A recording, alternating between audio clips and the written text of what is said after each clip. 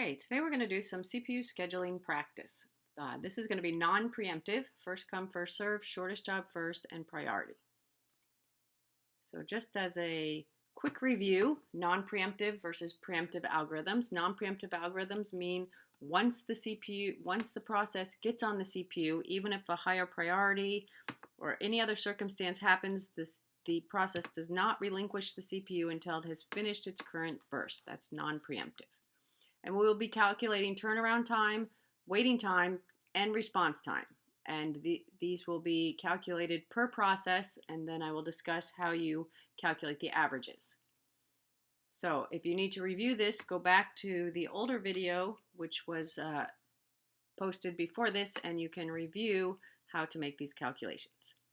All right, so let's get started.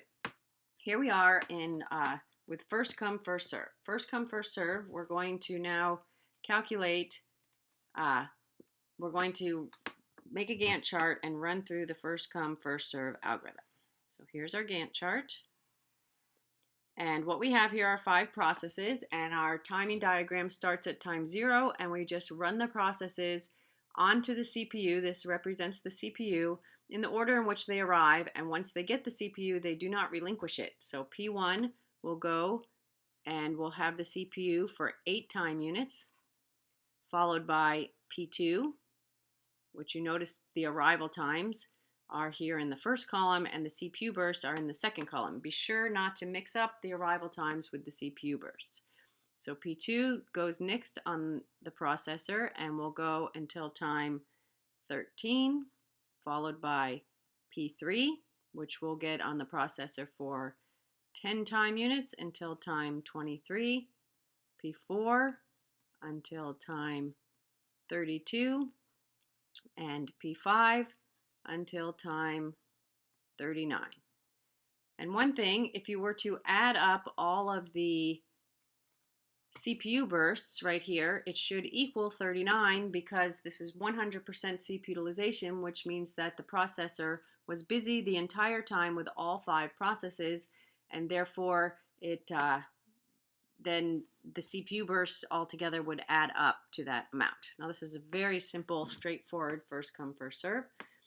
And another thing that we will notice now when we calculate our response time, because response time is the first measure of wait time, for this situation we will only have the same response time and the same wait time because the processes only go on the CPU one time. So let's get started calculating. So to calculate the response time or wait time, you calculate the response time is a first time measure from the time when the process gets admitted. In this case, P1 was admitted at time 0, and the first time P1 got on the processor was at time 0. So P1's response time is therefore going to be 0. Now, since P1 only did not go back into the ready queue and wait any additional time, the wait time will also be 0. But in future exercises, you will see where the response time and the wait time will not be the same. P2 arrived at time 3, first got the processor at time 8, so P2's response time is 5. P3 arrived at time 4 and first got the processor at time 13, so it's 9. P4 arrived at time 6, first got on the CPU at time 23, so the response time is 17. And P5 arrived at time 11 and first got on the processor at time 32, so has a response time of 21. Now, in order to calculate the average, all you do is add up these 5, get the total of this and divide it by 5 because there are 5 processes. So the average here would be then 10.4.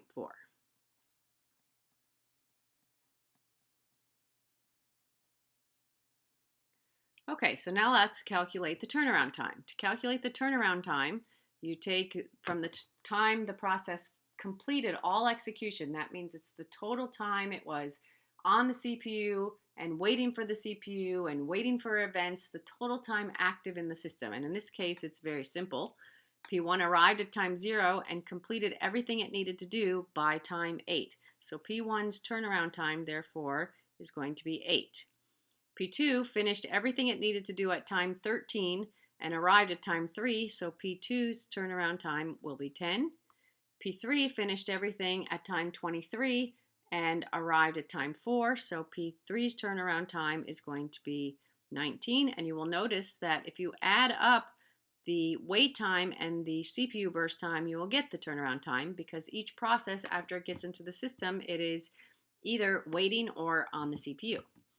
P4 finished at time 32 and arrived at time 6, so P4's turnaround time is 26, and P5 finished at time 39 and arrived at time 11, so P5's turnaround time is 28. And just like before, you can calculate the average by adding up all of these 5 numbers and dividing by 5, and in this case the average turnaround time is 18.2. Now, what does this information mean? Well, it means that if you were to run these processes in the first come first serve algorithm, then this is how the results would be. This is the average amount of time each process would have to wait, and the average amount of time it would take to complete these 5 tasks. So let's move on now to shortest job first, and we're going to do the same exercise with the same processes. We will start at time 0, and the way shortest job first is, it's a priority-based algorithm, and instead of having an assigned number for the priority, what happens is the processes get the priority based on their CPU burst. Now, of course, this is not very realistic, because it's very hard to know how long a CPU burst is going to be, but in the other videos I did show you some examples of things that can be done to help to put the shorter jobs in front, because shortest job first will give the minimum average waiting time in most circumstances. All right, so the current time is 0. The only process that has currently arrived is P1, so P1 will go first. And it will go until time 8. Now, this is shortest job first non-preemptive, so it doesn't matter if another process arrives. P1 is going to finish its burst because it's non-preemptive. Now, at time 8, we have in our ready queue P2, P3, and P4. They all arrived, and so we're going to have to put the next one on based on the CPU burst. And so the one with the shortest CPU burst is P2, which will go until time 13.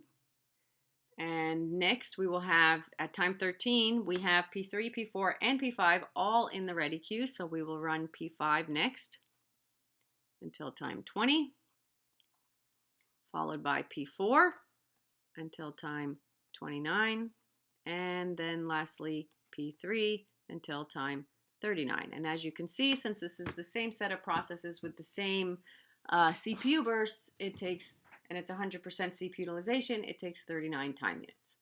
Now we do the same thing to calculate the response time. P1 arrived at time 0. The first time it got on the processor was time 0. Let me get another color here.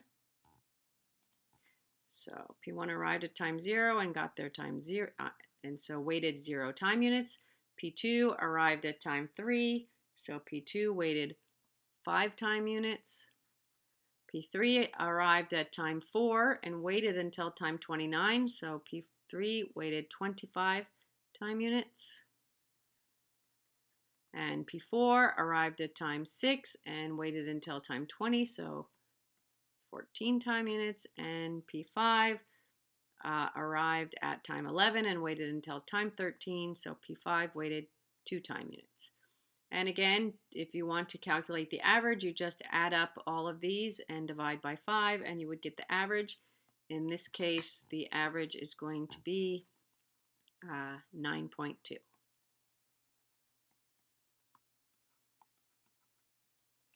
All right, so now let's calculate the turnaround time.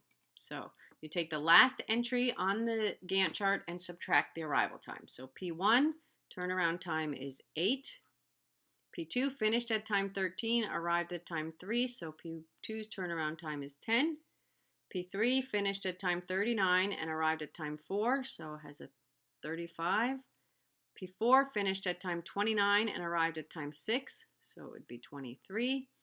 And P5 finished at time 20 and arrived at time 11, so P5's turnaround time is 9. And if you add up those numbers and divide by 5, you would get the average, which would then be 17. And if we go back and take a look, we can see that the averages for shortest job first are, this is a very simple exercise, but the averages are better for shortest job first. All right, let's do this one last exercise in this video, and this is doing it priority. Now, we're not going to do preemptive priority, we're just going to do priority. So let's draw our Gantt chart. These are the same processes with the same arrival times and the same CPU burst times, only in this case we've assigned priorities, and priority 1 is the highest. So priority 1 is higher. All right, so this is non-preemptive. So at time 0, the only process that is there is going to be P1. So P1 will have the CPU until time 8. Now the current time is 8, and in our so in the we have P2, we have P3, and we have P4 are all in the ready queue. P5 has not arrived yet, so we have to make a choice based on these that are in the ready queue, which has the higher priority. Well, P2 and P3 both have our priority 1. However, if you have more than one with the same priority, then the tie is broken by the one by first come, first serve. So the next to go would be P2, since it arrived there before P3. And so P2 has a CPU burst of 5, and we'll go until time 13. Now the current time is 13. We have in the ready queue, we have P5 and P4 and P3. And P4 has a priority 1. P5 also has a priority 1. However, P4 has a priority 2. P3 has a priority 1. And P3 got there first, so P3 is going to go next. And now the only ones left in the ready queue are P4 and P5. And P5 will go next.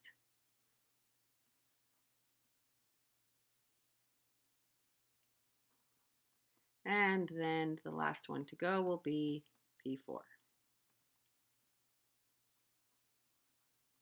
So once again, it takes 39 time units, and you can calculate the response times and the turnaround times. So we have P1 arrived at time 0, response time of 0. P2 arrived at time 3, response time of 5. P3 arrived at time 4, has a response time of 9. P4 arrived at time 6, has a response time of 24. And P5 arrived at time 11 and has a response time of 12. And you can add this up and divide it by 5, and you would get the average. And then we have the turnaround time. P1 finished at time 8, arrived at time 0. P2 finished at time 13, arrived at time 3. P3 finished at time 23 and arrived at time 4. P4 finished at time 39 and arrived at time 6. And P5 finished at time 30 and arrived at time 11. So I hope this helps you to understand how to get started doing these algorithms. And in the next video, we will do all of these algorithms, all of the preemptive versions of these algorithms.